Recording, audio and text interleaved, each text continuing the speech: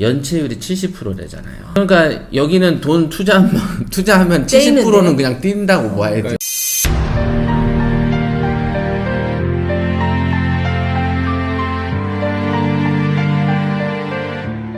P2P에 대한 제목에 대한 한번 읽어주세요. 제도권에 들어온 P2P 수익 연체율은 빨간불. 네, 빨간불이라고 합니다. P2P 금융 근거법 통과됐지만 45. 이게 좋은가요?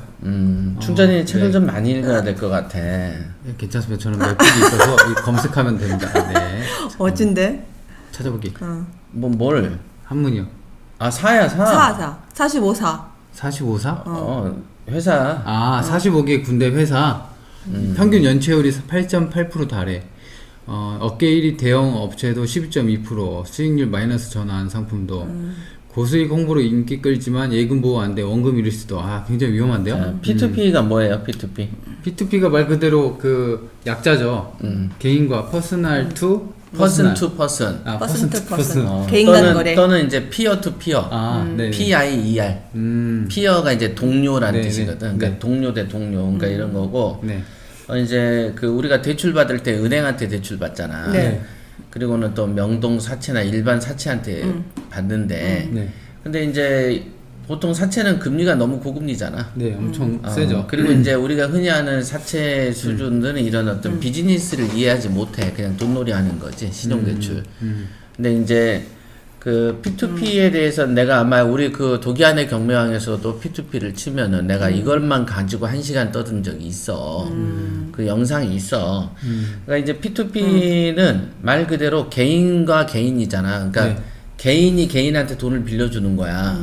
근데 나는 사채업자가 아닌데도 빌려줄 수 있어. 그게 사모펀드처럼.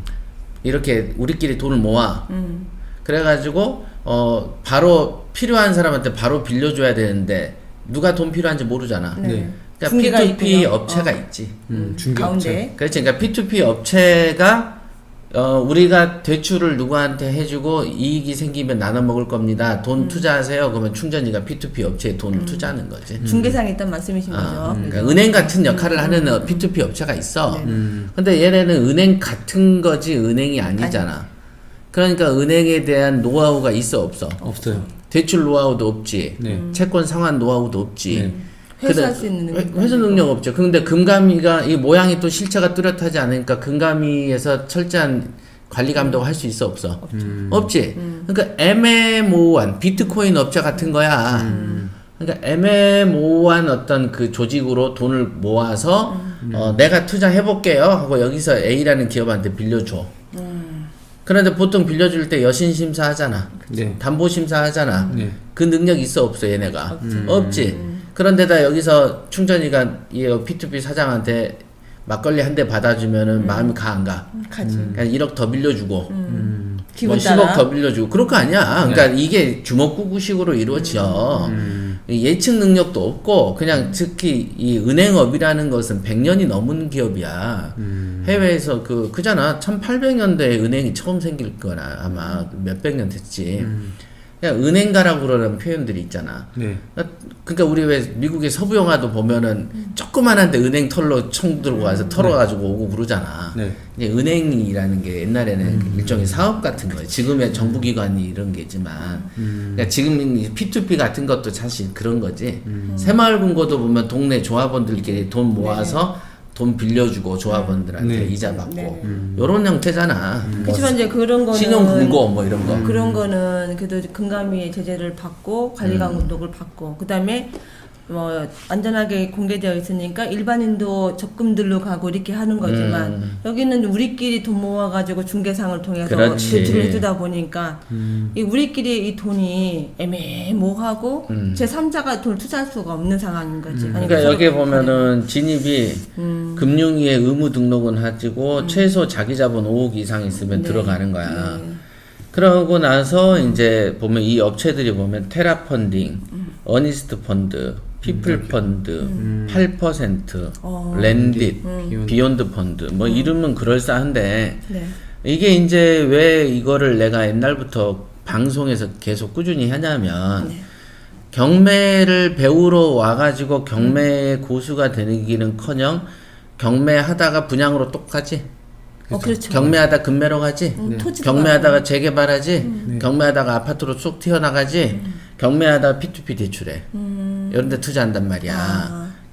경매하려고 들어온 사람들이 경매 고수가 돼서 큰 돈 벌려는 사람은 그야말로 소수고, 그 대다수는 돈 벌리는데 뭐 어디 없나 기웃하다가 경매로 한번 와. 그러다가 옮겨가는 다음 장소가 이제 P2P도 있단 말이야. 이자 좀 더 준다고 하니까 이렇게 가는 있어. 거죠. 그래서 이런 얘기들을 해주는 거야. 안 좋다라고 미리 얘기해 주는 거야. 그래서 이제 이게 P2P에 대해서 이자 좀 몇 번 받아먹고 하다 보면 사람들이란 게 왜 그 옛날에 뭐 사기당한 게 거의 다 이자 한 몇 번 주잖아. 잘 주지 처음에는. 처음에 잘 주잖아. 근데 얘네는 원래부터 사기 이런 건 아니고 다만 이 투자를 잘못하는 거지. 그러니까 여기 보면은 보자. 내가 읽어줄게. 네네. 네. 그 개인 간 거래인 P2P 금융업계 10위권 업체인 비욘드 펀드가 연체율이 70%래잖아요. 그러니까 여기는 돈 투자하면 70%는 그냥 뛴다고 봐야지. 그러니까 10명 중 7명이 돈 우리가 날린다. 돈 좀 빌려보면 어떡했니? 여기다가. 자, 지난해 같은 달 0%였대, 연체가. 근데 1년 만에 대출 채권의 3분의 2를 회수가 어렵게 돼버렸다. 망한 거네. 그럼 원금 손실 우려가 커지자 이제 투자자들이 사태 해결 모임을 열고 업체 상대로 법적 절차에 들어간다. 자, 이런 거다 이게. 그러니까 이제 P2P의 법적 근거는 온라인 투자 연계 금융업 및 이용자 보호에 관한 법. 이게 이제 저번 달 31일 국회 본회의에 통과됐대요. 오늘이 며칠이야? 오늘 11월 1일이요. 그러니까 어제지. 네. 어제 통과되면서 P2P 금융이 제도권으로 들어왔대. 그러니까 와, 그럼 아마 자 여기 중요해. 네. 연체는 지금 됐어. 그지만 법은 어제 통과됐어. 네. 그럼 이제 내년도에 P2P 산업이 활성화 될까 안 될까? 되겠죠. 되죠. 됐지. 이놈 저놈이 만들 거야. 막 네. 이제 아까 좀 말한 있다, 돈 사람들. 자기 잡은 5억이니까 예를 들면 우리끼리라도 5억이 있으니까 만들어 놓고 회원들한테 P2P 하시면 모집하세요. 그래서 우리끼리 뭐 어디 투자한다라고 하는 일들이 생길 거야. 이게 이제 최근 문재인 정권 하에서 온 그 수많은 그런 그 타다 택시 같은 거, 그 다음에 쉐어하우스, 그 다음에 각 아파트로 임박 숙박업도 허용하게 하고, 네네. 그 일종의 공유경제 기반화에서 나온 아이템이라고. 이해돼? 네네네. 그 소카니 뭐 이런 게 성장했잖아. 타다는 지금 이 공유경제가 나쁜 건 아닌데 무책임이 전제되지. 통제가 안 되니까.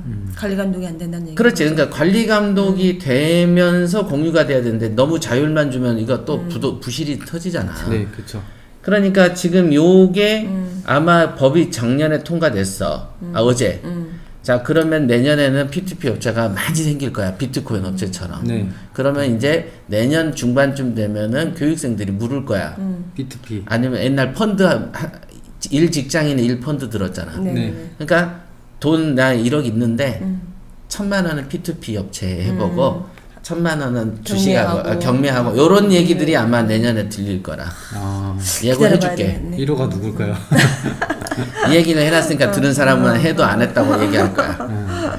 네, 지금 그런 상태가 돼요. 그러면 지금처럼 연체율이 70%좀 되고 이렇게 노하우가 없다고 하는 이 시절에도 안 하지만 네. 이제 법적으로 허용해졌으니까 이제 막 대대적으로 막 많이 생길 거야. 우후죽순. 광고도 엄청나게 나오고 광고도 나올 수 있어. 이제 아마 그러면 더 이제 연체율이 내년도에 더 가는. 그러니까 이게 어찌됐든 이게 피해자는 꼭 생겨. 이게 반드시 생길 거다. 많이 생기겠는데요. 왜냐면은 직장인들 중에서 한 2천 있는데 내가 은행에 넣어놓더니 적금 이자 받아봐야 형편없어. 네. 근데 나는 경매는 몰라. 네. 근데 이걸로 뭐 할까 했더니 주변 친구가 P2P 해가지고 이번 달에 10만 원 받았다 그러는 거야. 네네. 그러면 안 하겠어? 그렇죠. 지금도 일반 하게 되지. 1금융권에 가면 금리 이자와 2금융권, 3금융권 갔을 때 금리 이자가 다르기 때문에 지금 옛날에도 사고 저쪽 같은데 얼마나 많이 갔어. 그 금리가 높다는 이유 하나. 현아야 아빠 그죠? 지금 방송해요. 그래서 그때도 상호저축이 그 많이 주니까 뭐 적금 들었다가 다 망가졌던 게 또 그 이유잖아요. 상호저축도 그죠? 근데 똑같은 거 상황이 온다는 얘기인 거잖아요. 그렇지. 지금 그 상황이 오게 되어 있어. 지금 보면은 어떻게든 국민 돈이 까이는 방향으로 제도가 항상 바뀌어. 어수선하겠는데요? 뭐 이것 어수선하지. 때문에 그러니까 완전히? 이놈 저놈이 네. 다 왜 그 주식으로 보면은 주가 조작하는 세력 같은 애들이 이제 모이는 거야. 왜 비트코인 업체들이 그 전산망 뚫렸다고 하면서 수백억씩 날려버리잖아. 그래놓고 자기들이 뚫고 자기들이 빼먹어도 되잖아. 이제 이 P2P가 대표적으로 이제 도덕적 해이 현상이 벌어지지. 내가 P2P 업체 사장이야. 그러면 내가 다른 충전이 이름으로 어떤 회사를 하나 만들고 사업을 추진해. 그러면 이쪽에 몰아주면 되잖아. 내 돈으로. 내 사업체로. 그리고, 안 그래? 그렇죠. 그리고 투자했다고 그 공식적으로 다음에 하고. 띄우면은 네. 연체가 됐네요. 이러면 그만이고 돈은 여기로 흘러간 거고. 네. 강제 집행 못하게끔 어느 정도 모양 맞춰놓으면은 합법적으로. 돈 빨리기 좋은 자리지. 일반인들 같은 경우에도 신용대출 같은 거 이런 거 받아가지고 여기 가면 이자 많이 주니까 돈으로 좀 해야겠다고 또 가는 경우도 수두룩하겠다 생각이 또 드네요. 여기 보면 연체율이 낮은 업체는 상대적으로 많은 부실채권을 팔아넘겨 원금 손실 가능성이 높대. 부동산 프로젝트 파이낸싱 PF라고 그러죠. 네. 담보가 있지만은 이거를 경매로 넘기면 원금을 잃는다 이거야. 자, 그 말은 뭐냐면은 보통 대출해줄 때 원금을 확보할 정도만 빌려주지. 그쵸. 경매로 넘길 걸 전제하고 대출해주지 않아. 네, 맞죠. 근데 PF는 뭐냐면 아직은 이 집에 위에다가 땅에다가 뭘 짓지 않았어. 앞으로 지을 거야. 예상. 빌딩 지은다고 하고 PF를 일으킨단 말이야. 프로젝트 파이낸싱이니까. 조감도 같은 거 이런 거 딱 그렇지. 만들어가지고 그거 한 보여주면서 10층 지을 거고요. 그 1층 분양하면 얼마 나오고요. 10층까지 분양하면 얼마거든요. 그러면 얼마든지 갚을 수 있어요. 라고 설득력 있는 그냥 소설책 같은 거 하나 써온 거야. 그러면 이제 그걸 보고 돈을 빌려준 걸 PF라 그래. 그걸 담보로 하는 거죠. 대신 이제 땅은 가져오지. 네. 그러니까 그걸 PF라 그러는데 PF 하는 애들은 재산이 거의 없어. 땅 주인들을 이렇게 그림을 꼬셔. 그 다음에 토지 사용 승낙서를 받아. 그 다음에 그 은행한테 가서 땅 기획하기로 담보? 했거든요. 그러면서 땅에다 담보를 걸어. 그러니까 PF 하는 사람들이 주로 시행사들이 있어. 시행사들은 거의 다 재산이 없어.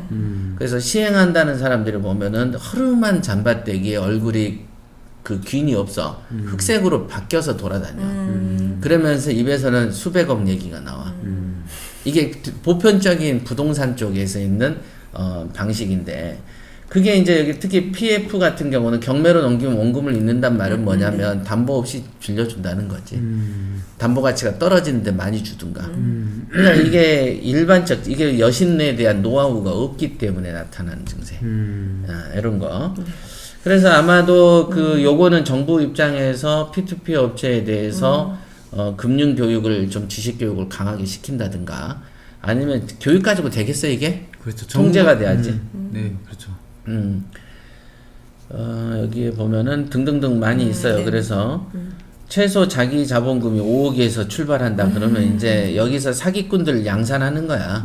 이게 이제 그 공유 경제 폐단 중에 하나지. 이제 이런 게 올 거야. 그러니까 은행에 돈 넣어봐야 요즘에 마이너스 금리잖아. 네. 그러니까 은행에 돈이 안 가. 갈 데가 없는 거지. 그러니까 막 지금 오늘 보니까 대전 쪽에 아파트 가격이 막 올랐대. 돈이 어디 가겠어? 부동산으로 간단 말이야.